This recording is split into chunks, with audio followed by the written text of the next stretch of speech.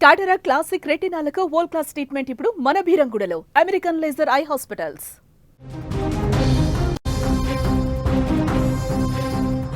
కామారెడ్డి టౌన్లో అర్ధరాత్రి కత్తిపోట్లు కలకలం రేపాయి. కత్తులతో రెండు వర్గాలు దాడి చేసుకున్నాయి.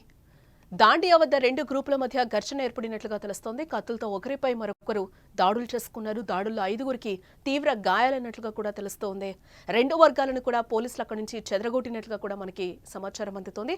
కామారెడ్డి జిల్లా కేంద్రంలో అర్ధరాత్రి కత్తిపోట్లు కలకలం రేపాయని చెప్పుకోవచ్చు. స్థానికంగా ఏర్పాటు చేసిన శాస్త్రీ దుర్గామాత దాండియా వద్ద రెండు గ్రూపుల మధ్య ఘర్షణ చోటు చేసుకుంది. ఈ నేపథ్యంలో మధ్యలో ఉన్న యువకులు ఒకరిపై ఒకరు పరస్పరం కత్తులతో దాడి చేసుకున్నారు. కొందరు యువకులు వెంట తెచ్చుకున్న కత్తులతో దాడికి పాల్పడటంతో అక్కడ ఉద్రిక్త వాతావరణం చోటు చేసుకుంది.